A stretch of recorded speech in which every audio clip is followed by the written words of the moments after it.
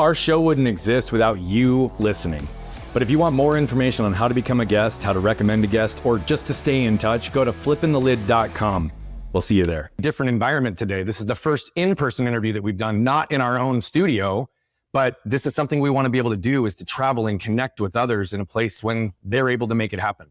And so today we've got a really incredible individual with us. Steve Sims is a mutual friend, introduced us not long ago after he joined on the show and said, you've got to have him on your show.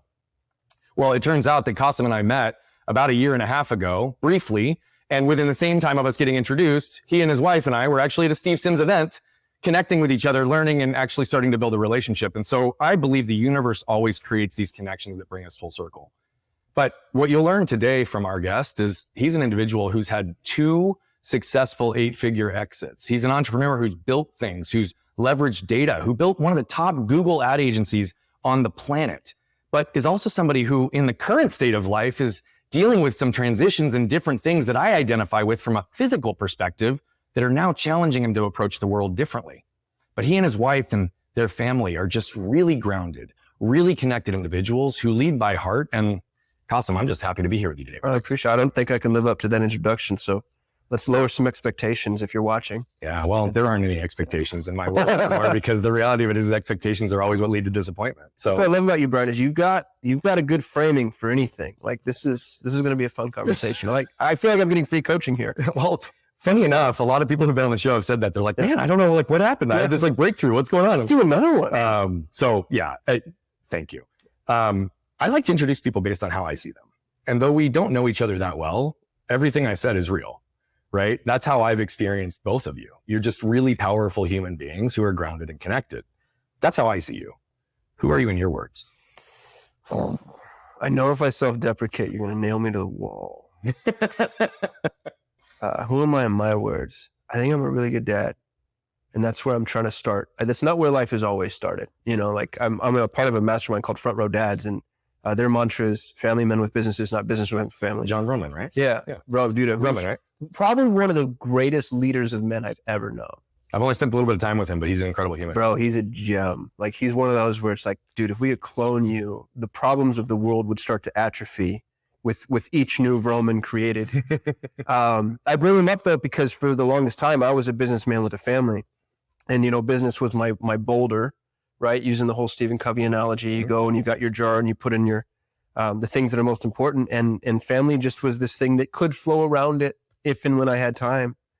And then I was cursed with a copious amount of money, and with money comes time. And first I had the opposite experience that other people have when they made their exit. Everybody tells me like, oh, I got so depressed, and it's like, who am I? And what am I doing with my life? And for me, it felt so freeing. Like I was finally safe, you know, like I'd been chasing this functional solvency. And when I had it, it gave me this really beautiful chance to sit back and ask myself the question that you just asked me, which is, who am I in my own words? And so I want to be a dad first. And I've defined the 5 roles of my life in order as father, husband, brother, son, friend. And so I think I'm a great attempt at a dad. I'm doing okay as a husband, okay as a brother, and then I'm a horrible son. And I don't know if I'm a great friend, but I'm getting there. You know, it depends on who you're talking to, and it depends on the day. There are so many directions I can take that in. And I really appreciate the depth at which you approached that. You know, I say often that I'm a husband and father first, and it's the only thing binary in my world, but my actions did not always support that. Yeah. Right. And I hear a lot of that in your words as well. But the piece that I picked up on the most was the particular word of safety. Right. You have a financial success, a positive exit, regardless of where you're at in terms of overall alignment and fulfilling those 5 roles in your life, like you feel safe. Yep. How many other times in your life have you felt safe before that? Dude, that is like literal zero. And a lot of that is probably on me. You know, I wasn't an embattled human per se. I think it had a lot to do with what I was, you know, you get what you focus on. I was raised by a blind single mother on Social Security disability on Albuquerque, New Mexico. And you can tell by how quickly I said that I've said it a lot. Yeah. I was gonna be like, that's come out about 8,000 times. So there's, that was my script. It was, we were poor kids, and my dad just wasn't around until I was a late teen. And my mom, God bless her, being a single mom is hard. Being a blind single mom is impossible. Mm. But I'd hear her say, from the age of 7 until now, I don't know how I'm going to make ends meet. I don't know how we're going to make it. I don't know how I'm going to pay rent. And so you're 7 years old, and you're like, regardless of how true that was in the moment, it was true for me. Of course it was. And it was all related to money. And so for the longest time, I was like, oh, I need money, obviously. Like, money is the answer here. And it was really interesting when I made the big sale. I was with a friend, and my friend said the words, "You're safe now." Dude, it just I can see it hitting just you now. Dismantled me. I was like, oh yeah, that's true. I had no idea. And it's so weird, even like if I were watching an interview and some dude got real emotional about all the money he made, I would turn that off and then write that human off as just a horrible person. But it had nothing to do with the money. It had to do with the fact that, like, my children will always eat, always have a house or a roof over my head. I'll always have the opportunity to fend for myself in a way that feels like I'm not relying on other people, the economic environment, factors outside of my control. I'm a card-carrying prepper. I've got potassium iodide in this home, 50,000 rounds of 7.62 by 3.9. I have gold bullion in the bank deposit box. Like, I am, and it's not good. I'm not espousing this lifestyle, but I'm prepared for all the things. You know what I mean? And so when I finally got to a point from a critical mass perspective to where I didn't need to have to worry about money anymore, it gave me the chance to be a real person instead of this automaton that was just like, oh, I've got to get to this threshold. I even on the concept of safety, I always talk about this, and our listeners are probably tired of hearing this by now, but it's I believe the human experience, we all seek and desire 4 things. Mm. We all seek and desire to feel safe. We all seek and desire to feel protected, and those are not the same thing. Right. We all seek and desire to feel seen and understood, and we all seek and desire to feel connected. Okay. The reality is these are the 2 that we want most, but they don't happen unless you can't have them until you have the first 2. Sure. And the reality of it is most people, when they're in a situation where they are not safe, they tend to protect themselves. Right. Right. Now, I'm not going to go into our whole analogy of what that actually does, but often that creates disconnection. And I know that for myself, though I wasn't conscious of it at the time, much of the ways that I protected myself showed up through control in my life. Oh yeah. And even as I hear you talk about prepping and like this perception of like having to create safety to make sure that all my bases are covered in every area, it comes back to this concept of control. Mm-hmm. How has control been influenced in your life, and how do you feel control has affected the way you've shown up? There's a very distinct positive to it, which is probably bad. We're rewarded for a lot of our bad habits. Workaholics are rewarded. That's why it's hard to give up. So, there's a lot of positive output that's come from control. Not to say that my innate desire to control has been positive, but it's where my success in business. The external outcomes that are measured externally in our world is defined as success. Yeah. So I go to this magic ATM and I cultivate a little control, and stuff that I want comes out. And so, it's a lot like being a drug addict. I deal with some really significant health issues, and the more time I spend learning about just the way our systems function, the more I think, I don't know if I caused them. I don't think that the catalyst was, I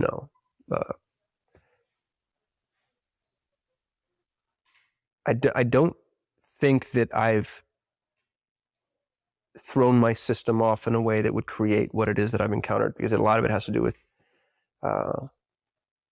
outside factors. But I do wonder, like, would my body have been better equipped to process everything that it went through if I weren't so controlling, so uptight, so stressed, so, all those things. And that's the problem, man, is like letting go. How do you do that? Surrender's so hard. Yeah. It's near impossible when everything that you've ever done that you're proud of came from fighting. Hey, yeah, that's exactly right. So it's like the only thing I've ever produced that is of merit to me came from this one, functional output, and you want me to stop doing that? Like, yeah. You know, it's really interesting. I'll bring you into a little bit of insight, and I won't go deep into my story because we're here to unpack yours, but I always measured everything through the lens of the external house, car, money, right? Yep. Chased the money, made a lot of it, Yep. built a successful business, had a great exit, right? I'm not in a position where I don't ever need to generate money again in my life. And I own that. And we made a ton of mistakes in this last year that cost us a bunch. Mm-hmm. However, it's really interesting because, you know, the first part of this year, January, February, and the first part of March were the lowest revenue months that I'd had in my business ever. Mm-hmm. Right. And I'm sitting on my back patio with a friend on a FaceTime, and I'm sitting there. I hadn't gotten to the place where I'm in zero pain, but I'm having this conversation with him, and he's like, how are things? And I'm like, man, my kids are doing good. I'm in the best place I've ever been in my marriage. Like, I'm having really positive conversations with repair with my, you know, family in places that I desire to go deeper. Like, just was outlining all these things in my life that I'd ever wanted. And I said, but man, I just can't, like, I'm still shaking this historical relationship with money. And I feel like everything I'm doing is building, yet the external outcome that I've always measured is the one indicator, the one KPI that's not like at the highest it's ever been. Every other one's the highest, it's at the lowest. Yeah. And he had to basically slam that into my face and say, Brian, like, you realize, like, you've already won. So what do you mean? He goes, everything you just outlined is everything you've been working for the last 10 to 12 years since you realized that you're out of alignment, since you realized your actions weren't congruent, since you realized you had shame. And he's like, for 12 years, you've been unpacking shame, anger, creating repair with your relationship, creating repair with your kids, doing all these pieces. He goes, so what difference does it make? And he goes, and I have to believe that everything else will flow beyond that. The reason I share that with you is because I was so deeply connected from an identity perspective to the external perception of success. Mm-hmm. But in those 5 categories that you outlined your roles, I was not congruent. Mm-hmm. And the deeper I've gotten there, the more everything in our world starts to open up. And so the only reason I go there is when you say, yeah, could it be some level of control? Could it be some way that I was happening? Yeah, there's definitely a psychosocial emotional component involved, but you also have some extenuating, unique circumstances that you're dealing with that I can't just say that definitively. You've got a phenomenal story, and it makes a lot of sense given where you came from with your mother in particular, this attachment to money and financial success, because to your point, all of what you lacked seemed as if it was connected to the lack of financial resources. Right. Take me back to the first time that you realized that you didn't have the money that you felt like you needed as a kid, that you felt like you weren't going to get it. And take us back to the thoughts and feelings that you experienced when you had that new awareness. So I've been through a lot of therapy. Yeah. This is an easy conversation for me to have because I've had those questions before. For me, there's a line of demarcation in my mind.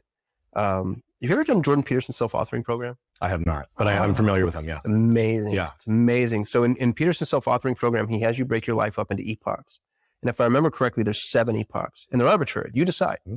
And what's interesting about each epoch is there's generally, and I'm going to conjugate a word that I don't know conjugated. So just go with me on this journey. I got you. But there's an epochal event.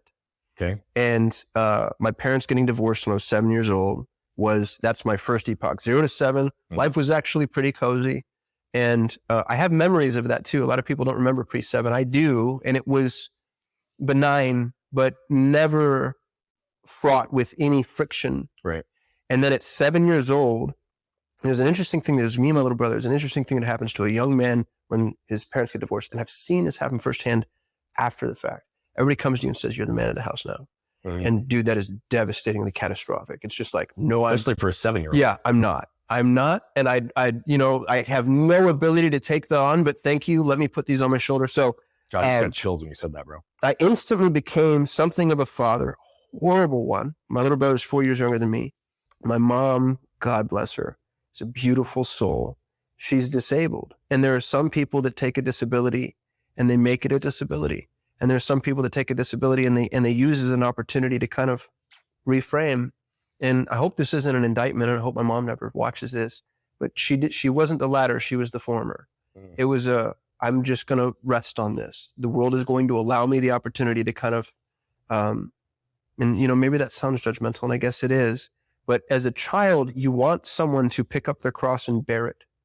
You want the hero, not the victim. And I wish I didn't just push as much blame on my mom as I did there, because that's not what I'm trying to do. But I guess a lot of it came from the fact that I didn't have the example parentally. And so much of the fear that we experienced, she was the conduit of. You know, I mean, I would hear the conversation. She would say it to me directly. I don't know how we're going to live. I don't know how we're going to eat. I don't know how we're going to do those things. And it was all very practically stated. Yeah. You know, like that's what happens when somebody's in a depressive state. There's the Erin Brockovich movie where she's at the table and she's crying and she's despondent. That's not what it is at all. Yeah. That's actually easier to contend with because they're in an altered state, and so the truth is altered. Mm-hmm. When somebody comes to you and you're like, yeah, I don't know if we're going to survive. You're like, oh, okay. That's reality. That's sterile. And so from that point forward, dude, I've been like obsessed. I remember there was a little drinky-dink bullshit gas station down the street from my house.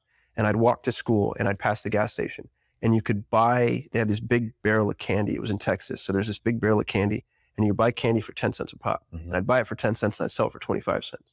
And it sounds like a cool entrepreneurial story until you realize that it wasn't because I was proactive. It's because I was desperate. Yeah. You know, like that arbitrage that I was doing was mother of necessity, or birthed by necessity, I should say. And so from that point on, I was like, how do I get money?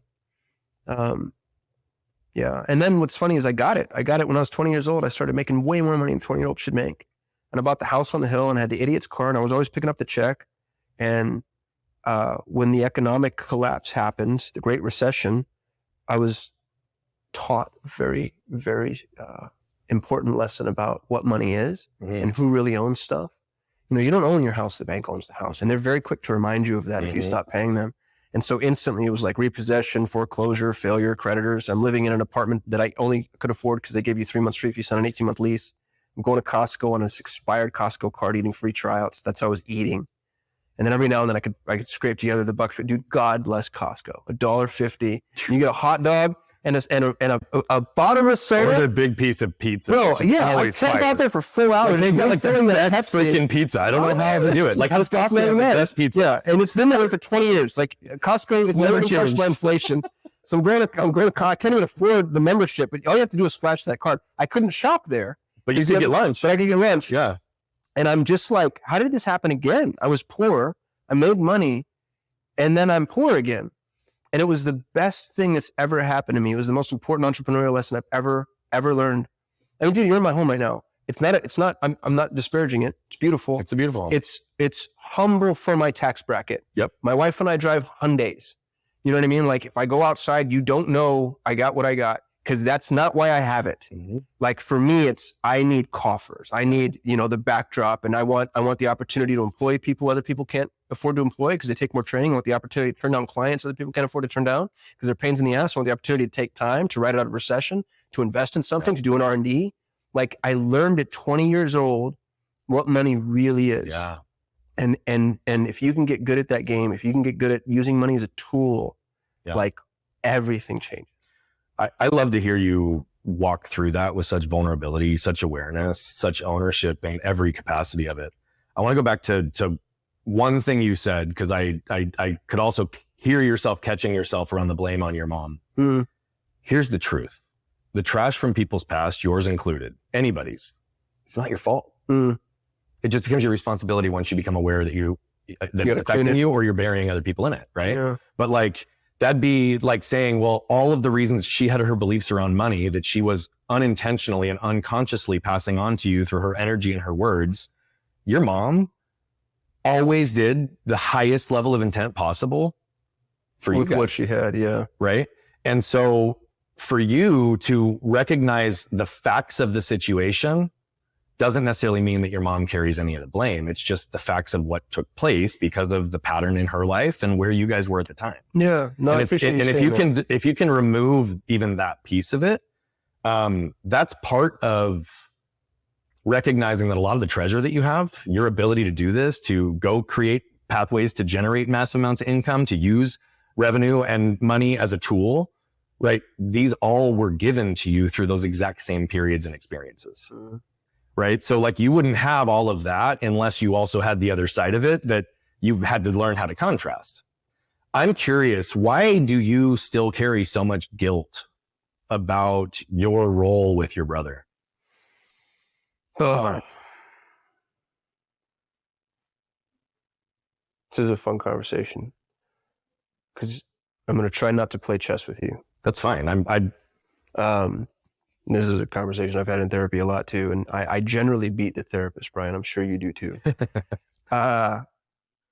When I was a young man, I made a very focused attempt at being a career criminal. Now, I'm 9-foot tall Pakistani kid growing up in Albuquerque, New Mexico. I was not on the top of the hierarchical tip. Right. Beat up all the time, picked on, bullied, etc. But I'm a pretty bright guy. And so when it came to the creativity required to creatively earn money and get away with it, I ended up being something of an asset. The joke was I was the brains. I had another buddy who was the brawn, and then we had a friend who was the voice of reason. He just never wanted to do anything. Well, and career criminals, by the way, are incredible entrepreneurs. Like, just call it what it is. Like, here's the thing: it's structured business. I got a triple PhD, MBA by 17 years old, and the thing about it was I was play acting. I was a phony and a fake and a fraud, obviously. And at Albuquerque, if you haven't been to Albuquerque, it's real talk. Like, go watch Breaking Bad. That show's a documentary, one of the highest crime rates in the nation per capita. There are some very serious people. I'm a child with other children that I went to school with. I got kicked out of high school. I went to a last chance school called Southwest Secondary Learning Center. So I got kicked out of high school. This is a fun story. Hopefully it's not too much of a departure. And I'll try to dovetail it into my responsibility with my brother. Even if it's just a fun story, go there. So I go to this school that's only for kids that have been kicked out of every other school. And I'm in this school with like nothing but career criminals and delinquents and like badasses, all gangbangers, thugs, people that have been to adult prisons as children, which is weird that they do. Like, that should be illegal. Yes, I agree. So they've all been kicked out for the reasons you think they've been kicked out. I don't tell anybody this. And nobody from back home knows this. I was kicked out of school because I was taking people's SATs for them. My buddy worked at the student union. I could take your picture, have him laminate my picture, or take your ID, have him laminate my picture on your ID. You go down to the convention center, I take your SAT, you pay me whatever it is, $50. And the more you pay me, the better the score you get. And that was my little scam. And I'm, sophomore in high school at this time, and I'm taking junior and seniors SATs. And I'm in line, and this woman's wearing this big, the hats you wear for gardening. She's wearing this big gardener hat.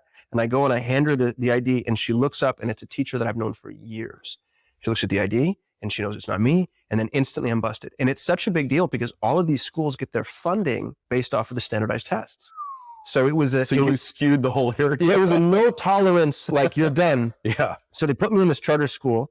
You go to school 4 days a week, 3 hours a day. It's run by a guy named Scott Glassroot. Google Scott Glassroot's name. He's now in federal prison for embezzling money from the Albuquerque education system, whatever. He's a total piece of shit.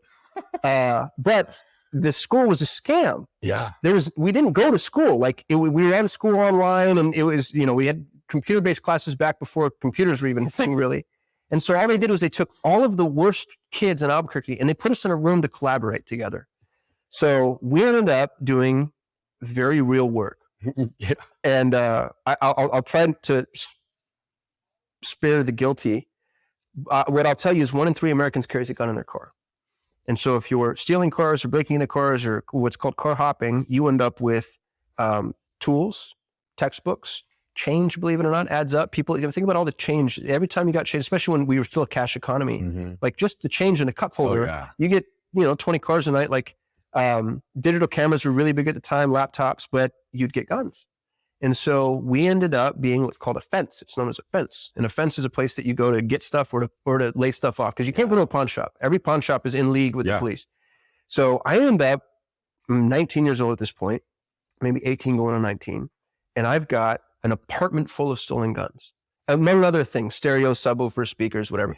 And it was really cool for about 45 minutes. Like, I was the man. And then, like, all of a sudden this ex-con starts living late. He came over for a house party, never left. His name was X. And these guys start coming to me for the guns. He comes over for party, just never. Bro, that was Albuquerque too. Like, he just came over. He just never parted. This is the matter-of-fact nature of how you say it cracks me up. Me and my cousin and roommate were like, dude, what do we do? Like, how do we? And he just lived there now. And he ended up stealing a Cadillac and bringing it to our apartment. I'm like, bro, you know they have OnStar, right? You imbecile.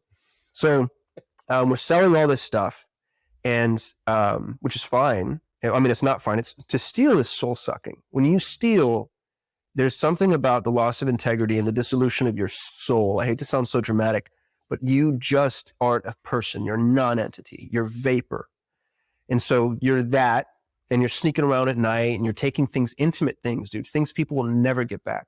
I had a photo album of some woman, and she'll never get that back. Well, that's the craziest thing too. If you've ever had your car broken into, it's like violating. This weird, yes. Invasion of privacy that almost doesn't make sense. But right. That's exactly right. Yeah, yeah. So I'm going to try not to self-flagellate too much, but that's how you feel about yourself. And then these dudes start coming at us, and they want all the guns. It's like, all right. And we're charging a premium for these damn things because, to be frank, I wanted to keep them. Mm-hmm. I'm a gun nut. And then they started placing orders. They're like, hey, we're going to need. And I'm like, this is not how this works. Like, I get what I get when I get it. And they're getting super aggressive with me. And I do what every coward pansy does. And I ran. And so I called my dad, who lived in Scottsdale, Arizona at the time. And I didn't know Dad very well. And that's unfair to say. I might be layering it on, but we had not spent a tax relevant amount of time together. And I told him, hey man, here's what's going on. And I inflated it massively. If you would have heard the story, I was a kingpin and whatever. But really I was just like, I'm this embattled imbecile that's worked myself into this horrible situation. And Pop's like, all right, come live with me. Yeah. So here's what I did. I got a blind mother who can't drive. I'm her driver. My mom's blind in the right eye. She has tunnel vision in her left eye. It's like looking through a big gulp straw. So she can do things functionally. She can walk to the grocery store even, but she can't get around. Yeah. I got a little brother who's 4 years younger than me. I have cultivated these relationships that are all toxic, dangerous people. And I put my brother right in the middle of that. Yeah. And I said, hey, you take care of our blind mother now. You deal with all of these people that I've created this powder keg. Here's a match. Wait till I leave and then you can light it. I go to Scottsdale, Arizona, completely reinvent myself. I changed the way I speak, the way I dress, the way I walk. I just spent 2 years learning how to be a different person, the way I would articulate myself, the reason I read, I listen to a bunch of Tony Robbins, just totally flip the script. And it's interesting because people like to say things, therapists like to say things like, oh, well, your brother's not your fault. But I'm a pragmatist, I'm a realist. And the truth is, it was. Like I did that and I did it. I knew what I was doing. 19 years old, I'm leaving Albuquerque. I talked to my friends. I'm like, hey man, please take care of Sammy. Like, do me a favor. It's because I knew and I left anyway. And so there's a part of me that wants everybody in the world to take responsibility for the things that they've done. And then you have to live with that. And I can work to make amends. I can do everything I can for my little brother now. I can try to, rekindle, rebuild that relationship. I can apologize. But to abdicate responsibility, to decide, oh, I'm going to shed this, I feel, and this is where hopefully I'm not getting combative, I think that's what's wrong with the world. I think that people that say things like, oh, I washed my hands of this, in my mind, I'm like, fuck you. You don't. You can't. If you're a father that's not there for his children, you did that. You did that and you got to own it. And I have a deep level of respect for how you're going about it because it's an ownership component. And that's hopefully what I can help you shift just energetically is I think that taking ownership for it doesn't mean that there needs to be blame or shame connected to it because I do believe that the circumstance and situation that you were in and was layered on you that was never your choice put you into a position and a pattern of past that you couldn't get out of until you were able to. He had his own choices as well. So I'm not going to be that guy that alleviates that. Dude, like I take ownership for the fact that I said that I'm a husband and father first. Yeah. And literally 2 years ago, found out that I was the one responsible for my wife losing who she was when I'm out in the world trying to bring everybody else back to who they are. I was the one that was creating damage and separation and making sure that none of my family felt emotionally safe with me, even if I was providing all the other levels of leadership and safety. I can take ownership for all that and also recognize that had I known better at the time, I would have made different decisions. Right? And so I think that's what I hope is that we can get to a place of complete ownership without the associated shame and blame because you also didn't do it with malintent. You didn't do it with the intent to damage your brother. You did it with the intent to make yourself safe. And what do you do when you panic? Sometimes people do things when they panic and run away and retreat. You're taking ownership for the action, for the awareness, for what you knew you were doing. I think the piece hopefully that can resonate for you is, doesn't necessarily mean that it was blameful or shameful. Because I believe, looking backwards, you probably would have made different decisions, given what you know now. It's funny because I meet kids that are 16, 17, 18 now, and I'm like, oh, you're a baby. Like that's, Yeah. So one of the mistakes that I've made is I've taken my 38-year-old self, and there's a retroactive application of knowledge, maturity, Bingo. capability. And I take that 30-year-old self and I put it in a 16-year-old body, and I'm like, oh, you're a piece of shit. But how many 16-year-olds Right. do you look at with complete grace, empathy, and compassion? Because if they're in a similar situation, now you have the wisdom to give them. Right. What are you doing? You're trying to alleviate that burden that you're still carrying. Yeah. And so all I'm trying to shift for you, my friend, is I have a deep fucking level of respect for your ownership and your awareness through this entire discussion, which I know goes deeper. Your ability to recall it, your ability to reflect on it, your ability to apply lessons to it, the understanding of the intentionality that leads to your life. I think you deserve to escape the guilt, the blame, and the shame, because that's not who you are anymore. No, I appreciate that. And it's, again, it's not to skirt it under the rug or act like it didn't happen or not take responsibility. They're very different, right? You know what it makes me think of, though, and this is maybe a fun conversation and maybe one you want to skip. It gets very meta. But what is it we're doing right now that in 20 years we're going to need to take ownership of, Bingo. but try to escape the shit? Bingo. You know what I mean? Like, how do we... That's literally what I'm doing right now in my life, is trying to deconstruct that. Yeah. Is to future vision, look, dude, I'm 38, right? And what do I do today? I literally work unwinding and unpacking things that happened 25, 30 years ago in people's lives that continue to show up and keep them stuck. Right? Like, what I'm unwinding are the things in the first 7 to 14 years of life that are ingrained, embedded, inherited, generationally patterned, environmentally conditioned. Like, it's how we are as human beings.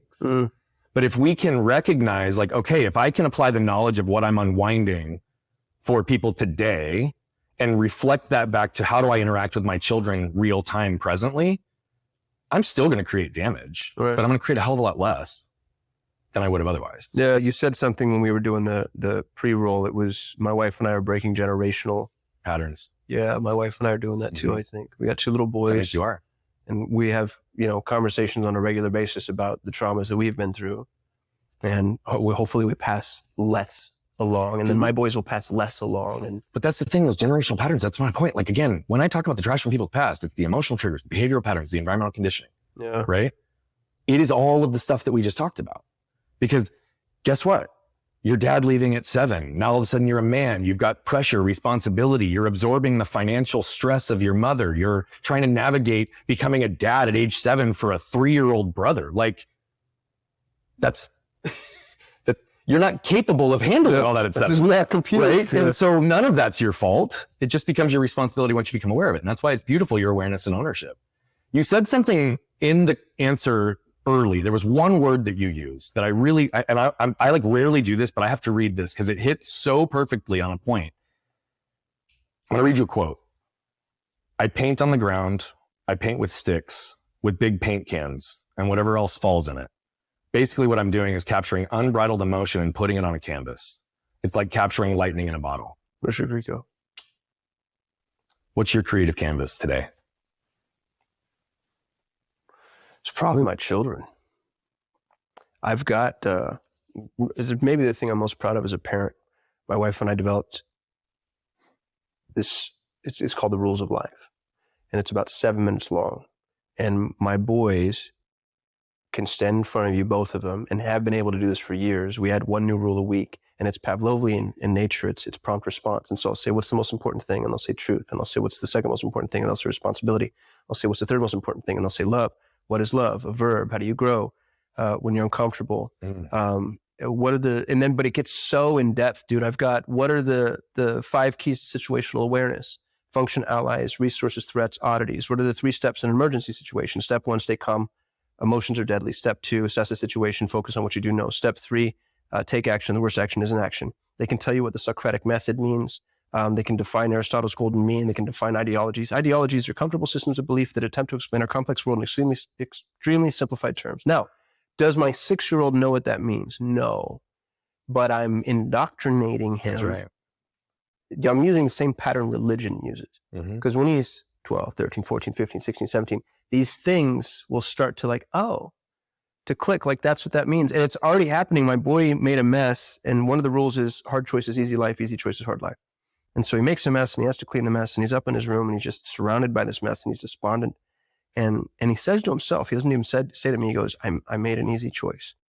And I can see these rules taking root. The rules, not being dramatic at all, saved my son's life.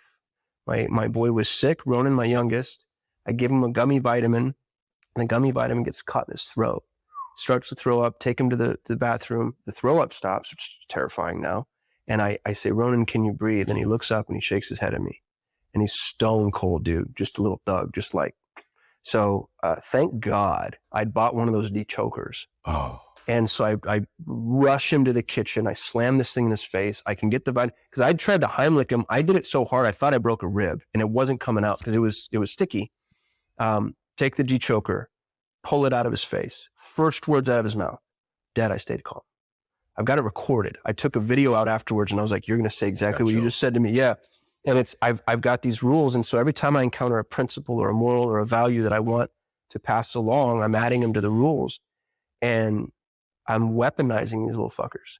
Like they're going to, I think it's just, they're going to be one standard deviation better off than anybody else in their age bracket at every age bracket, because it's all the stuff I wish I had. I wish I knew. So if there's a canvas, it's my boys, and I can't tell you I'm doing everything right, but I think I'm the most intentional father I know. Like, I think I spend more time thinking about it, which is probably also traumatic and dangerous, right? Like, it's like, how did your dad screw you up? Well, I was his canvas. So there's a part of me that needs to let him be, and let him just grow into whoever they want to be, and love on them just because of who they are. But that's where I've invested my time, effort, and energy. I really appreciate that. I might rival you on the intentionality side as a dad. Oh yeah, dude. I want to be. That's the thing. I want people who want to race. It's not even like a total competition, because it's like, I'm what a wonderful world it would be though if it was. If everybody operated with that type of intentionality. And I mean, so it's really funny because I've said for years, right, that I think that one of the greatest investments that we can make is in AI. Right? It shortens our curve to learning. It gives us aggregate large amounts of data that we can process. It allows us to see different perspectives. It allows us to do all these different things. But what's funny is, for me, I don't talk about AI in terms of artificial intelligence. I talk about it in terms of awareness and intentionality. Because I do believe that as a human race, one of our greatest opportunities in the short, medium, and long term is investing in AI, both in artificial intelligence and with awareness and intentionality. And if we could layer AI into everything we do, again, awareness and intentionality in this case, everything would be better. But we can't be intentional with what we're unaware of, which is why they have to coexist. And you need awareness first. It always is first. Yeah. Awareness is always first. Yeah. And the problem in most cases in today's world is that more people, when they go down this effort of personal or professional development or spiritual awakening or whatever the fuck you want to call it, therapy, like all of it, there is such a common pattern right now where people are just becoming more aware of all the ways they should be judging themselves versus understanding the lessons to extract and what to do about it. And so what you're doing is not just doing that real time in your own life, but you're allowing it to extrapolate through your kids. And I know that for me, my kids are the greatest reflection of me I've ever had. It's scary, isn't it? It's really freaking scary. And right. So it also tells me in every area that I protect, every area I clamp up, it's typically the areas that I'm insecure. Right. I'm projecting on them. Right. Right. I'm really curious. What are the reflections you currently see of yourself in your boys? I'll give you two. My eldest, Sammy, he's the kindest, softest, sweetest, most empathic, loving human you've ever met in your entire life. He's a gem. He's breakable. He's almost incapable of defending himself in some instances. He's just an open nerve, walking out into the world hoping not to get stepped on. And there's so much of that in me. Like, there's a lesson, I think, and hopefully this doesn't get sexist because I don't mean it to be, but I think a lesson, especially for men, you have to know how to wield your sword. Oh, You have to have the capability. it's a responsibility. You need to actually be able to do harm. Mm-hmm. Now, hopefully you don't, but you need to, because if you're in, again, quoting Jordan Peterson, who's my favorite human in the world from a, let's say, philosophical perspective. I don't agree with everything he says, but the things I agree with resonate deeply. He says, if you're harmless, you're not virtuous. You're a scared rabbit. And so my eldest son, we have him in kickboxing now and jiu-jitsu, and he does great, and he's learning. My son's in jiu-jitsu too. Yeah, and I've never seen, if somebody said he can go to school or jiu-jitsu, no brainer. It's like Jiu-jitsu all day long. Yeah, obviously. Yeah. Yeah, 2 times a day. So that's Sammy. I have, in a lot of ways, I've abdicated. I don't defend myself well, and it's been one of the most damaging things in my life. I defend others well.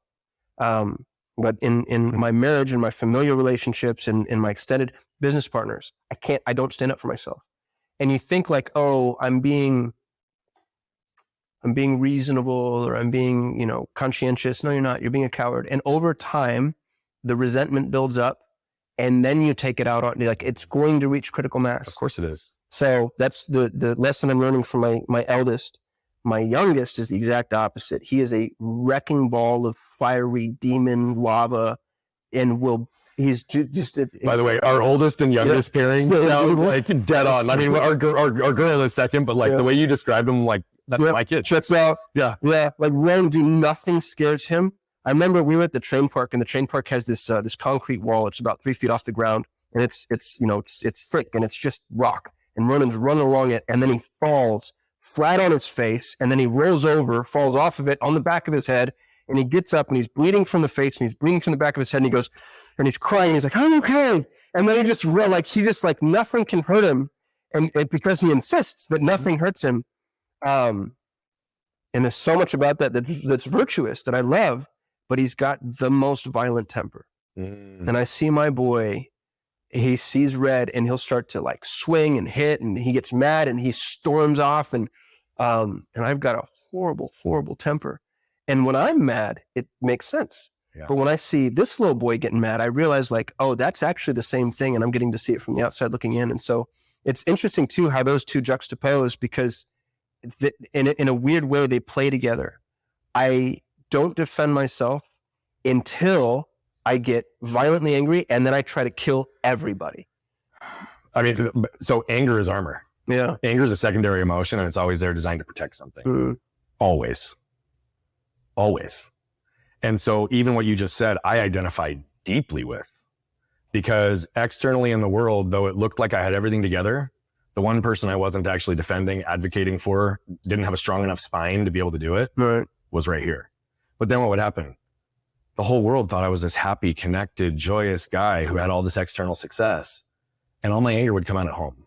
Yeah. I never hit my kids. I have a loud voice. I have a strong energy, right? And guess what? It's like all of those insecurities came into this place. Dude, I can take full ownership for it now. I almost lost the 3 people in my life because of me. But it was also the counter.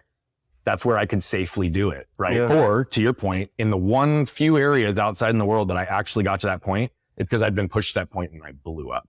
I was escorted off the grounds of a resort in downtown Phoenix. Wow. A guy was disrespectful to my wife. He caught me in the wrong day, and I got so close to his face that our noses were actually touching. And flash forward, I won't tell the whole story, but 2 hours later, there's, I swear to God, 15 security guards, and they are all seeing me to my car. And when I lose it, it's funny because people that don't have anger problems don't know what they don't know what that next level is. Yes, lose it means I am in a seat eating popcorn, watching what this psychopath is going to do, and I have no control over it whatsoever. So what's really funny is part of the reason that this show is called Flipping the Lid is because I used to flip my lid in anger all the time. That's so funny. And now flipping the lid has a different meaning. It means flip open the lid and see what's risen to the top. Yeah. Right? Like see what I'm feeling, what I'm seeking, how I'm moving through stuff. And flipping my lid now is a introspective process of scanning my can daily so I can release the stuff that no longer serves me. Yeah. Versus I used to flip my lid, right? Like, and that's literally why it was called that, because I would bottle it all up. I'd push through, I'd push down, and all I was doing was creating a bomb of trash shrapnel that was designed to explode at some point and create damage in my world. Right. that then required more energy, more effort, more intent, more emotion, more drain to repair, right? It's all these pieces. I really appreciate your willingness to jump in as deep as you have so far on so many of the personal pieces. We're not going to go deep on business today, but you are such an incredible business mind. It would be dumb of me not to try to extract some of what you also have in terms of expertise and knowledge. So as far as I understand it, you're one of the top digital marketers in the world, and you've been one of the top ranked Google ad agencies for a very, very long time. You've had 2 successful business exits. You help a lot of people with data, metrics, and all of this, right? You clearly have used that as a creative canvas for a big portion of your life as well. I'd love to know, is it easier to start a business or exit a business?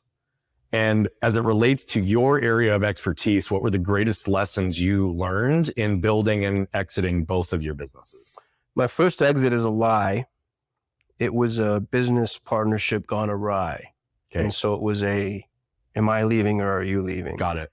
So, when I stand by it because I built a very successful multi-million-dollar business that was doing phenomenally well and was paid on the out. So it wasn't an exit. Yes. Was it, But it wasn't a life-changing exit. No, it wasn't fireworks and celebration. And it was a good example of how I can't stand up for myself.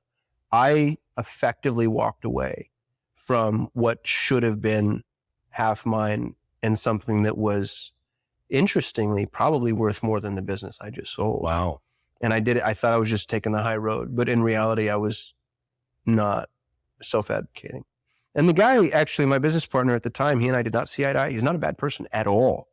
And he just had a spine. And he stood his ground, and I didn't. And, shame on me. The second exit was, it feels like luck, man. I built a top-ranked agency, and I had 40% margins in a world where agencies aim at 15. That's a HubSpot statistic, by the way. HubSpot says that the high watermark for most agencies is 15% margins. I built this thing with 40% margins. We're doing $2 million a year EBIT, like great little business. When I sold, I had 40 unsolicited offers. Wow. And I have a business mentor. He's been my mentor for 20 years. His name's Greg Smith. He's one of the most phenomenal humans I've ever encountered in my entire life. And he's an M&A guy. And I told him I wanted to sell. And I kept trying to go through business brokers who all tried to screw me. So note to everybody, do not go through a business broker, period, full stop. Business brokers are basically used car salesmen for business. All they want is the quick get commission. They're not going to maximize your value. I'll say that. You surround me with 50 business brokers. I'll say that to each of their faces. Greg's looking at these offers coming in, and Greg kept saying, we're going to wait. We're going to do a controlled competitive process. That was his mantra. And then all of a sudden, this offer comes in from this obscure firm offshore. I don't even think it was well written. And Greg goes, oh, we're going to talk to those people. And I'm like, wait a minute. You've refused to take every meeting that we've been offered, 40 unsolicited offers. And he just, because he's been doing this his whole life, he knew. So that's why I say it was luck, because if I didn't have him, I would have, just been swimming with the sharks, no clue what to do or how to contend with it. It ends up being a VC-backed $700 million valuation company that wants to buy ad agencies. And it was a great deal. And it was one of the hardest things I've ever gone through my entire life. It was like a 7 to 10 month proctology exam. And they left us at the altar multiple times, which Greg says happened. He goes, every deal dies 3 times. But when it closed and when the wire hit, like, dude, like all of a sudden you just wake up and there's this money in your account and there's so many more zeros than you're ever used to seeing. And I gave more money, both in total and as a percentage, than anybody I've ever known to my employees. I got to play Father Christmas. Doesn't surprise me at all, by the way. Well, it's funny too, because people are like, well, it's better if you don't talk about it. And I think the opposite is true. I think we have to set that precedent. Yes. This is the bar. This is what you should be doing. I gave a significant percentage to others that helped me get there, that helped me build it. And, I had almost 100 employees when I sold, and they're amazing people. I have the best people in the world. I have a system for finding these people. It's the one thing I'm good at, is recruiting. It's the only thing I'm good at. So if you're asking for tips on how to start a business, all an entrepreneur should be is good with money, good with people. Entrepreneurship's not fulfillment. If you're going to start a bakery, don't know how to bake. If you're going to open a mechanic shop, you shouldn't be a mechanic. If you're going to open a whatever dentistry clinic, don't be a dentist. I go find phenomenal people. They come work for me, and it made magic, dude. It's the reason I had such phenomenal margins. It's the reason that our fulfillment was so great. And on my exit, I got to pay people that, like there's this gal, Angelia. She's one of my favorites. She's our onboarding manager. She's in the Philippines, single mom. And she got a shot in the pocket that would have been years of salary. A young kid that works for me, Unkar, he's in India. He bought his parents the first house the family's ever owned. Unbelievable. So it's just like, it was just this moment. So like I got mine, and then I watched everybody else get theirs, and I'm addicted to it now. My new goal, I want $100 million. And I want to make $100 million probably on an exit by employing single mothers in emerging nations. Because I was raised by a blind single mother, but I was raised by a blind single mother in a country that had a phenomenal social safety net. I say we were on Social Security as though it was a negative, and then I thought about that recently. I was like, are you kidding me? Like an entire nation has voted to take care of, the most at risk. And there are a bunch of countries that don't have that. So I have this idea for how to employ single moms in emerging nations so they can work from home on their own time. Now they'll work hard. They're not going to not do anything, but imagine the best thing you can give a parent is time with their kids. Mm-hmm. So if they can work from home on their own time, I want to build a $100 million business. I want to go for a nine-figure exit. And I think I can do that before I'm 45 years old. So my friend Brandon Turner, who you probably know, Brandon said, on your exit, you're not allowed to do anything for a year. So I'm taking that advice. I sold in October. I'm with these guys for 2 years on an earn out, but a lot of that is like content creation, easy stuff. Totally. So by this coming October, and for anybody watching or listening, if y'all know how to make $100 million, I'm interested. I want all the ideas. I want all the input. I'm going to crowdsource that. Why 100 million? Because I had an 8-figure exit. Now I want a 9-figure exit. Pure vanity. It's money's how we keep score, dude. So I got to 8. Now I want to get to 9. When I do 9, I'll probably want to get to 10. There's no doubt in my mind that I can do $1 billion because I know people now that have done it. But I also see what $1 billion costs. I know I can do 100 million. I was just going to say, it's significantly different than 100 million. Multiples. I can be a father and a husband first. I can travel. There's 3 axes of freedom. That's my business is 3x freedom. There's time freedom, location freedom, financial freedom. So I can maintain time and location freedom and make $100 million. I don't know if I could do that and make $1 billion. Yeah. So we'll see when we get there, but I'm going to do my 100 million for sure. And then, we'll see how bored I get. What will be required for you to fully own all of who you are and your skill sets and what you've contributed without the self-deprecation? Probably years of therapy.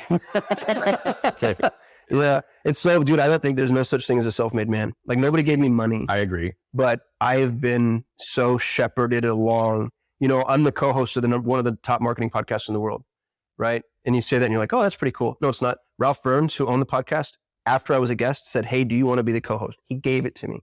I created one of the top marketing courses in the world. You're like, oh, that's pretty cool. No, it's not. Ryan Dice, who owns Digital Marketer, called me and said, hey, dude, do you want to do this? Like he gave it to me. How come if it's easy, it's not meaningful for you?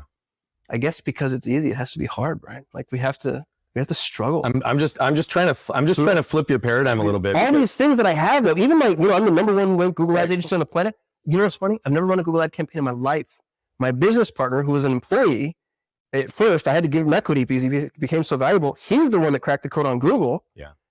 I didn't, and I still get calls. Like, do you want to speak at an event? And then I called John. I'm like, hey man, you got to teach me. I've got another keynote. Yeah. It's. So what I think would actually be incredible is you are like a living embodiment of the ability to receive. Mm-hmm. If you want to dismiss everything from this idea of luck, like you're receiving for obvious reason when so many people have either blocked it or have not learned how to receive. Yeah.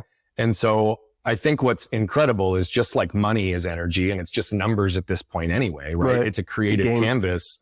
The reality of it is look, dude, I'd convinced myself.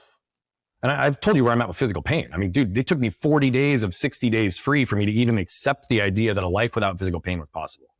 Right? So what was conditioned below that?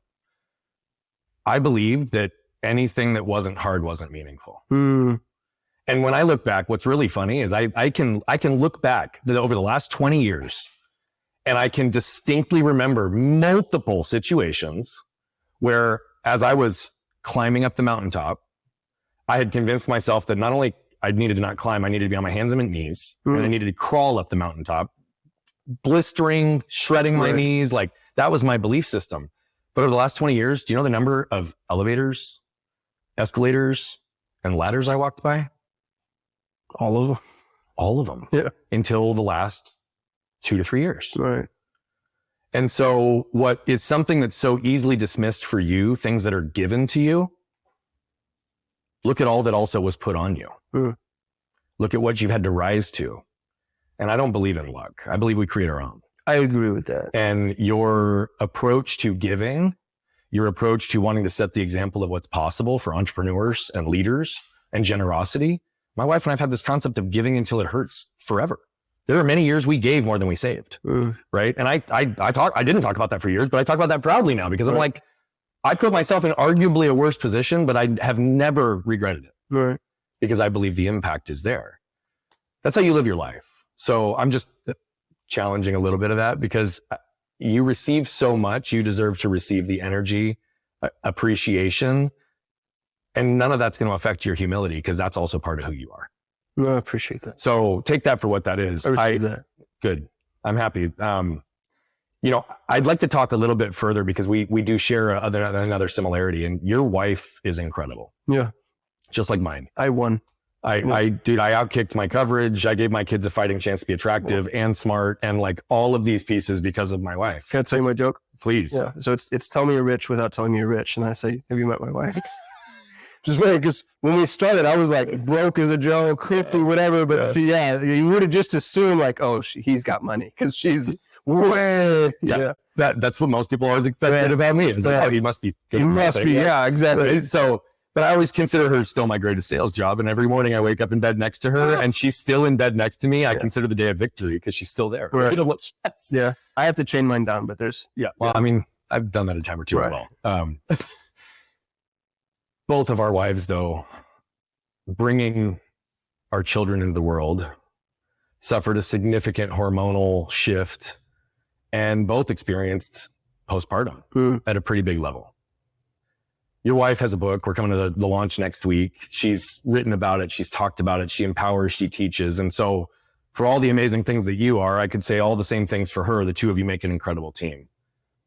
As you were going through that process, were you aware of what she was going through? Oh God, no, dude. That would make me a good human and, empathic. And no, I handled that poorly. Do you mind unpacking that just a little bit for us? Because I think this is something that for men in particular is a really important topic because there is so much shame on new moms and women that's so unfair. My wife's hard to take care of in some ways because she's so strong. She also probably doesn't like you, by the way. Yeah. She's, like my wife's been to the Middle East peacekeeping. She's been tear gassed. She started the One Foundation at her school. She's got a degree in international human rights. Like she was parentified at 3 years old. She's tough. Yeah. And there's a lot about that you get trained almost like, hey, hands off. My wife had 2 natural births.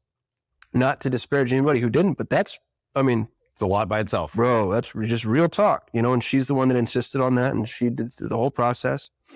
And so when we had our boy and she was going through what she was going through, I had no idea what it was. And I didn't offer her the grace or courtesy to assume the best. I probably did the opposite. To my great shame. I think the advice I would give young dads, there's no way you or I could ever know like what that is, what it does, what they're going through. And you're not supposed to. Right. So that I think is the thing that I needed to I was trying to understand, and that's, if you read her book, most of my input in the book is like, well, help me understand. Because that's me, I'm mechanical. And I'm like, well, if I can figure out how to optime the process, I know how to fix it. Yeah. So, and it's like, you don't need to understand. And this is probably just true for marriage. But I do think you need to empathize. And I never knew how hard empathy was for me until we started marriage counseling. And then our therapist kept telling me like, Kasim, you need to empathize here. And I'm like, I am empathizing. And she's like, no, you're not. And she taught me this acronym. It was Understanding, Validation, Empathy, UVE. She did it. It's VUE, Validation, Understanding, Empathy. And in that order is really helpful. So first stop and say what you're going through right now is validation. And then understanding, and for me, that's an academic exercise that I needed to make an emotional exercise. So let me stop for a minute and really try to, even though I can't understand what you're going through, I can understand some of the byproducts of my participation in that. And then empathy. And I lacked all of those things while Susie was going through postpartum. And you can't go back and you can't do it over again. But I think moving forward, what I'd like to do is give my wife the benefit of the doubt, assume the best. Does that make sense? Like, It does. Like there's 10 possible options here. Take whichever one of those is the most gracious and the kindest and assume that one. I think that's a very good rule of thumb for all relationships. Yeah. Right? If we could have more empathy and compassion and meet more people where they are, I think we'd remove a lot of friction in our world. Thank you for going there and for even like taking ownership for the areas most recently that you wished you could have moved through. I think that's extremely powerful. Bring us up to speed with what's going on with you from a health perspective, because I do think it's pretty unique. And as you've navigated through so many different things, the physical, emotional, mental, spiritual game, they're all interdependent. And we were talking a little bit of that pre-show today and how it's affecting us in certain ways, energetically or our intellect. What's going on with you right now? And how are you currently processing through it? I have a extreme form of heavy metal poisoning. I'm mercury and lead toxic. I'm the most mercury toxic person the doctor who diagnosed me had ever seen. And mercury is as toxic as radiation. It's one of the most toxic things that can be in the human body. The guy that invented the now accepted method of chelation, which is the process of pulling mercury out, died at 60 because he overchelated himself. There's no system for remediation for this, period, full stop. It doesn't exist. When I was diagnosed, the doctor said, don't touch it. Because if you try to pull it out of your body, mercury is so toxic, it can't be in your bloodstream. So your body stores it in your tissues, your bones, your bone marrow. If you try to get it out, you have to pull it in your bloods first before you can pull it into your kidneys or your stomach so you can either urinate, defecate, or sweat it out. But if you pull it in too great a quantities, you shut your organs down. Right. And so the doc was like, just leave it. But if you leave it, you're guaranteed Alzheimer's, dementia, ALS, Parkinson's, like nasty. Oh, yeah. So I'm like, well, I'm not leaving it. It took me over 15 years to just get a diagnosis. So I'm dealing with these insane health issues. I'd go to doctors and say, I know I have an autoimmune disorder, because I would just Google it. I'd say, I feel like lead balls are rolling around in my brain. And this is where I'm going to get real hateful, Brian. Forgive me. If I could chemically castrate every allopathic doctor in the world, I would do it in front of their children. I hate the medical infrastructure and the group of people responsible for this lie to a degree that's fanatical. I went through 50 physicians, hundreds of thousands of dollars in testing. And if a good diagnostician sat down with me for 90 minutes, we would have got here almost 20 years ago. Yeah. But instead, I was told I'm a hypochondriac. They threw a bunch of pills at me. I was misdiagnosed dozens of times. I go to this chiropractor who does muscle testing. He lies you down on your back. You put your hand out and he puts these vials on your chest with mag. And I'm like, this is the most witch doctory bullshit I've ever been through my entire life. I can't believe I spent $500 doing this. I can't wait to get off this table. And the whole time he's like, all right, try to resist. And then he'll be like, oh, you're allergic to corn. You should eat less potatoes. And all of a sudden he stops and he goes, you have mercury in your brain. And I'm like, dude, there's no way you know that.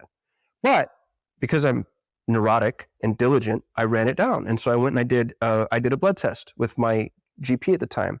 And she goes, yeah, you came back with mild mercury, almost none. I'm not worried at all. And I'm like, okay, check that box off. And it was telemedicine. So as we're about to hang up, she goes, I know mercury can hide in tissues, but I don't think that's what's happening here. And I'm like, okay, don't trust you because you're a doctor and you're a piece of shit. So then I go to the authorities in Arizona for heavy metal poisoning. And they do a pre and post provocation test. And what that means is you piss in a bucket and they measure the heavy metals in your urine. And then you take what are effectively magnets. It's called DMSA. And the DMSA pulls it out of your tissues and into your urine. And my pre-provocation, no mercury. Post-provocation, most mercury toxic person the doctor's ever seen. And then he goes, no big deal. We'll do IV chelation. Don't trust doctors. So I start researching this. If you went and had sushi yesterday and had mercury poisoning, IV chelation is fine. For you, because you have very little mercury toxicity, he would have killed me first go. This is the authority in Arizona for heavy metal poisoning. So I've been through this process, and to learn that you can't trust doctors at all, even the good ones, right now I'm surrounded. I've got 4 or 5 different physicians that I work with on a regular basis, between an acupuncturist, a naturopath, a chiropractor. Yeah. I've got a neurosurgeon, a neuroscientist who's a double PhD out of Tennessee. If the president got mercury poisoning, this is who he'd go to. I still don't trust her. Some of the things that she says, you have to be your own advocate. And it's so frustrating. And mercury causes paranoia. It's called Mad Hatter's disease. Yeah. So, now I'm like, am I neurotic because I'm neurotic, or am I neurotic because I'm poisoned? And my little brother has it too. My little brother was so heavy metal toxic that when he was in prison, this is so funny. It's morbidly funny. When you transfer cells or yards or houses or whatever, they put you through a metal detector. He was so toxic, he'd set off the metal detector. No idea why. In prison, if you set the metal detector off, you get the full on. I was going to say cavity search. Oh, yeah. And he's so mad. And I just think that that's the funniest thing. And then I've had doctors say, oh, no, that's not possible. And I'm like, really, doc? Is it not? Yeah. Imbecile. Dude, I hate the you wouldn't have made that up. No, why? Why would I lie about that? Yeah. Like, oh, I had to take cavity search because I set off a metal detector. Yeah. But multiple times. There's a book called Anti-Fragile by Nicholas Taleb, and he talks about how the second highest leading cause of death in the Western world is medical intervention. My boys had increased adenoids and tonsils. They had a hard time breathing. And the 2 doctors we saw said, oh, we'll just take them out. Surgical intervention. We'll just take God or evolution, whatever. It's either 2 trillion years of evolution, or it's the deity that created the universe. One or the other, however you believe, has decided you need this shit in your face. And this jackass who has 6 years of other jackasses teaching him how to do things is going to cut this out of my son's face. And that was the diagnosis 2 times. And then I talked to a naturopath, and he goes, well, if it's probably swelling, and if you cut out gluten, then they won't swell. Do you know, statistically speaking, how many classes doctors take on nutrition? They're tiny. I don't remember. One semester. Yeah. I thought it was like 1 class. Yeah, it's 1 class. Statistically speaking, 95% of all continuing education is funded by pharmaceutical companies. These are nothing but lab coat clad drug dealers, and they're vile and they're pernicious, and we've allowed them to poison us. Yeah. So I'm mercury toxic now, and I'm walking through the system of remediation, and this will get violently arrogant, but I'm the most disciplined person I've ever known personally. I wake up at 4:00 in the morning every single day. I work out every single day. I meditate, I read, visualization, affirmation, prayer. I don't eat gluten, dairy, sugar, soy, grains. I don't drink alcohol. I do a sauna every day. I do a baking soda bath every day. Like, if you tell me, hey, Kasim, in order to get better, you have to do this, this, this, and this. This is why I run out of doctors so quickly. Again, I think I might rival you there, bro, because of my survival need for the last. That's what it is, right? It's necessity. It's like, it's the only way I could move, and I refuse to be stuck. So I do what I need to do to get myself moving. Right. And I'm in a position now, and what's funny too is I've worked with doctors that are like, oh yeah, if you just do this, and then I'll come back 90 days later, and I've tracked everything down to the calorie. And they're shocked. And then they're like, I actually don't have any other tools in my tool, because nobody's ever done this before. Yeah. You realize how few people they cure. Yeah. I'm so sorry. I went so the medical professional that I work with now, like, literally, if I tell them something at this point, they just assume it's true. Yeah. Because they know the level of discipline, they know the level of things and interventions. Dude, I track it all. I mean, like, it's deep, it's detailed, and it's, again, it's understanding. You're not going to be able to see this if you're watching, but this is my habit tracker. Yeah. This is every single, a green bubble means I've done it. I don't have any red bubbles. And there's nothing I don't track. Because data is important. It's how I optimize. Mm-hmm. And it's frustrating. What's frustrating to me is, it doesn't feel like I'm getting better. I do everything right. Like, I do everything right. I identify with that. And I've found stasis. It's not as bad as it used to be. But I told my wife, this is going to get, I would never kill myself, ever, because I have children. But I know why people do it. Yeah. And it's not deep-seated, heavy depression. It's one of the highest causes of suicide is tinnitus, mm-hmm. which is just the ringing in the ears. Mm-hmm. And you think like, oh, that's pretty benign. Try it. Yeah. Try it for 15 years. Try ringing in your ears for 15 years and try not to blow your brains out. Yeah. Like, I'm just so sick of being sick. I'm so sick of Russian roulette when I eat. I'm so sick of having a headache. Yeah. I'm just sick of all of it. And it's not deep, dark, lighting matches and gasoline. But it weighs on you. Bro. And I mean, that's what I told you. I had 31 years of almost daily pain. And to know it's never going to get better. In the last decade, right? It was averaging between a 7 and an 8 daily out of 10. Yeah. Right? Now, I would wake up unable to move, stiff as a board, and I would unwind to get myself to be able to do all those pieces. But again, it was like, I can remain stuck, become the victim, or I can take some effort and initiative to try to put myself into a better place. And fortunately, I do think healing is possible on such a deep level. And so though I can't speak to your situation, I only from my own personal, now being 60 days pain-free and having shifted a lot of even the belief systems that exist around the narratives I'd created for my life before that. I'm a believer at this point that if I could do it, anybody can alleviate the suffering that's happening within their body as long as they're willing to dig deep enough to do the right work. Yeah. Now, I don't mean that to sound flippant or dismissive, because there are many ancillary situations that I can't guarantee that for. Yeah. But I think it's real. And, you know, for me, I have a lot of skepticism around the medical field, but I have an arm that functions Because of a doctor. because of it. So, yeah. I think if you get shot, like go to the hospital. Right. So like, that's, I think what I'm suggesting is I do think that there's a lot of stuff that's just broken in our system. No question about it.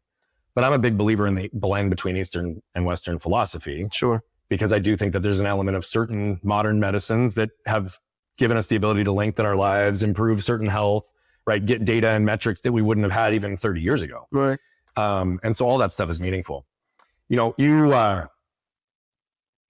you run a very successful marketing mastermind called Driven, where you're bringing lots of entrepreneurs and impact makers in the world and a place to be able to position themselves better in the world, move through it. Can you talk just a little bit about what that group is and how you guys have formulated it? Because I think it's pretty unique what you're doing. And, you know, I've been in a lot of different rooms, but though I haven't been in yours, seeing the pictures and understanding the connections that are taking place, it seems really special and unique. So it's pretty cool. Give us a little insight into what you guys are doing. It's another thing that was given to me. So I was in War Room. You remember War Room? Yeah. Longest running marketing mastermind in the world, 13 years, super high end, 40 grand a year to join. I won, there's a competition at the end of every War Room meeting called Wicked Smart. So everybody, you know, they throw an idea in a hat, and there's a couple hundred people in this room, and they're the smartest marketers in the world. And they pick roughly 10 ideas to present at the end of the day. Okay. And you have 5 to 10 minutes to present. I won Wicked Smart 5 times in a row, which was a record. And nobody knew who I was. I didn't even belong in the room. But I shined in that way. So when they sunset War Room. You did it again, by the way. You did belong in the room, or you wouldn't have been in there. Oh, well, what I mean by that, I mean it technically, like you had to have been at a certain threshold. Oh, got it. So you didn't meet the criteria, but you were still allowed. Dude, not just that, I didn't pay to be in there. Oh, my friend, I was walking through traffic and conversion one year with my friend Calvin Corelli, who's the CEO of Simplero, and we passed the War Room booth, and I was like, right, man, I wish I could join War Room. And he's like, why don't you?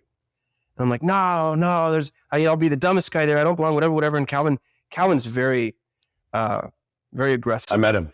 Oh, yeah, okay, yeah. So you know Calvin. What you're talking about, yeah. So Calvin, this is months later, calls me up and goes, hey, bro, I got you a War Room seat. And he joined War Room, and he negotiated an extra seat, and he gave it to me. And get another time, there's no such thing as a self-made man. So I go to War Room, don't belong because I haven't paid. You know, I did $1 million gross revenue, which I think is their minimum, but I didn't pay to be there. But I started winning Wicked Smart.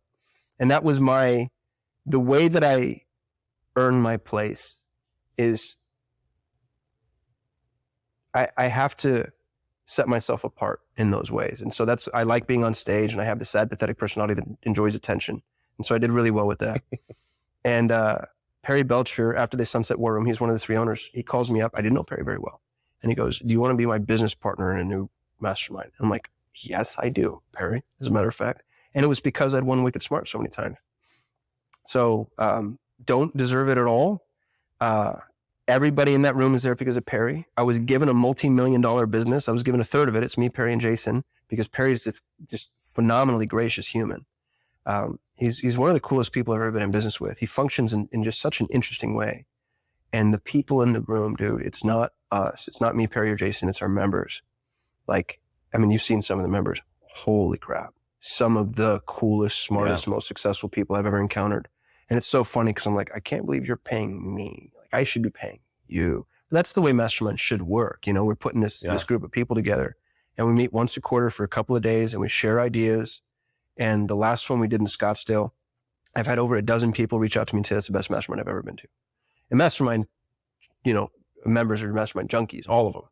And we've just cracked the code, I think, it was so, and I'm going to use words that are going to be repellent to people in some ways, probably not to your audience, but it was vulnerable and it was authentic. That's what it's real. supposed to be. It's what, yes. Because, you know, you're getting, there's a bunch of multimillionaires. That's what it's all about, dude. So they're all used to posturing and we started the mastermind saying that, like, hey, out there, you're the biggest, baddest dude on the planet. In here, how do we help? What's wrong? What's the end? Yeah. And people brought it to degrees that I didn't know was possible. And I'm so excited about it. It might be the thing that I'm most excited about right now, because on my path to 100 million, I don't know how I'm going to get there. Well, the best way to go figure out how to make $100 million is surround yourself by a bunch of people that have made, you know, tax relevant sums of money. Well, if I have any influence on you over the next 7 years before you hit that 100 million by 45, you're going to be fully standing in your ownership and authority of all of what you bring in terms of value in every situation. I love it. Because you deserve that, and you're continuing to do that for other people. And I know how lonely it can be at the top. And I also know how lonely it can be when more people want something from you than for you. Mm-hmm. Brother, man, you deserve it, and you are an authority. And so I'm really grateful for where you went. I want to ask you one more challenging question. Where are you still struggling to create safety in your life today?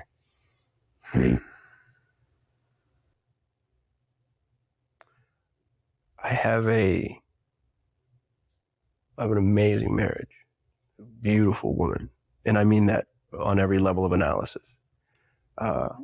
My in-laws are difficult. And in a world where I've not defended myself or set up any boundaries, and we've found ourselves in situations that have been really hard. And, you know, my wife's working through her end of that, and I'm working through my end of that. But how I contend with others, especially people that they're allowed inside the walls of the castle, but I didn't get to vet them. You know what I mean?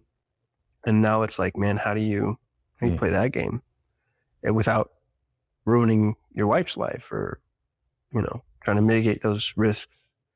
So still figuring out how to be that person. I don't do relationships well if I don't understand the transactional nature of the relationship. Interesting. If we're in business together, bro, I'll be the best person here in business. You know, Perry says it all the time. He goes, you split a nickel with a guy, you give him 3 cents every time. I'll be honest and integrous, and you know you can rely on me, and I'll do what I say I'm going to do. But that's because I know, I get this from Brian, he gets that. Like, I understand the trade. And then I think that's true for most friendships. Most people don't realize how transactional the relationships are. That's why I said more people want something from than for in a lot of cases. And I don't mean that disparaging, but it's just the way it works. Yeah. Like, yeah. But then you end up in relationships, and you know, a lot of familiar relationships are like this, where the transaction is at best, like, you know, nebulous. It's ethereal. It's ephemeral. It's disconnected. It's disembodied. And I don't know what to do there. I don't know how to be, how to give, how to provide value. And I think a lot of that has to do with my self-worth issues. I was literally just going to ask your permission if I could share that with you. In order for me to be in a room, I have to have provided value. And I've known that about myself forever. And you go into a group of people where you can't do that. And now I don't feel like I belong in the room. I don't belong in a seat. I tell my wife this story. I don't know if this is a real memory, if it's a memory I've manufactured out of an amalgam of memories, but I remember being I'm in class, I'm in like the 3rd grade, and there's a cake being cut. And they're cutting, you know, it was like a 7x5 squares. And so I can tell, okay, there's 7 columns and 5 rows. So what is that, 35 pieces of cake? And there's 36 kids in this class. And I knew as I'm watching the cake being cut, I'm the extra kid. Like, I'm extra. And I don't, and when they get to the end, they had to slice one piece, and somebody else got shorted, and they got shorted because I exist. And I've had that ailment my entire life. And having to bring that into a group of people that maybe don't care for you very much, or think poorly of you for whatever reason, and then B, not being able to turn that around on them. Because I love low expectations. That was War Room. I came into War Room and it was like, who is this joker? And then bam, it's like, all right. But when you go into that room and there's low expectations and you have no ability, there's no game to play. Yeah. There's no, how do we keep score here? Because if I can gamify the game, I'll win. But if there's no score being kept, what do you do? How do you function? Back to our whole topic around the human experience in the beginning with safety and protection, right? Being seen, understood, and connected. The second we protect ourselves, we disconnect ourselves. And so I have this saying, right? Armor protects pain. Boundaries are a communicated contract that exists based on your clear existence. they're very small and nuanced in the way that they exist. But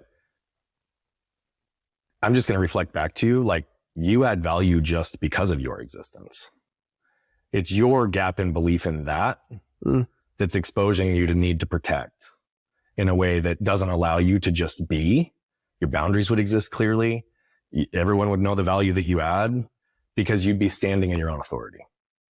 I'll tell you more about that offline, but the reality of it is like, I like how you're talking about it because everything you're talking about is real. Everything you're talking about, highly successful, type A, hard driving entrepreneurs, men in particular, identify deeply with so many elements of what you've just talked about today. And because of your willingness to be able to communicate about it so openly, so aware, and with so much ownership, right? Regardless of where you're at in your own path to stand in your authority, you are the real fucking deal. And it's obvious because you're normalizing conversations that need to be had. And so as we wrap here today, if you had a closing thought for everyone on anything, what would that be? Give. It's my new thesis on life. Give first, give last, give more, give often. Like every time I've ever tried to play the balance game, I lose. Even if I win, I lose. But what I've found, I mean, the reason I got the podcast or the mastermind or the course or the, like I just give. And in this weird way, you don't always get it back from where you're giving. Probably the dotted line. It's rarely. Yeah. It's a broken road. It's, but all of a sudden you're like, oh, if that didn't happen in this way with that, and so I'm just like, man, if you're in doubt, give. And especially in our world with marketers, everybody wants to gate the value. Don't do that. Just give it. Yeah. And what's funny is people will come back around and say, hey, I know how to do it. Can I pay you to do it anyway? Yeah. That's amazing. What a profound lesson. Thank you so much for everything today, my friend. Appreciate I'm really grateful for everything. Yeah. And for those of you who just watched Kasim jump in, man, a story from a broken past that led to a life of career crime to become the best entrepreneurial school of hard knocks that could have existed, that led to huge success, that led to loss. And with 2 exits, with someone who by definition has met all the exterior levels of success, we have complete ownership and awareness in someone who's continuing to flip open their lid and look inside. What we've learned now at this point in this show is that Kasim, just like so many others, have done the work. They've dug in deep, and they're also very clear that there is no final destination, only constant evolution itself. The question is, where are you going to put your creative outlets? How are you going to connect in the world? And where and how are you going to give yourself the ability to give abundantly in every area of your life? It's going to require you to flip open your lid and scan your can. What you can probably tell by now is that I love telling these stories, but what I love even more is the impact that's coming from them. You see, we're on a mission to impact over 1 billion lives as quickly as possible, but to do that, we need you. See, we believe that moved people move people.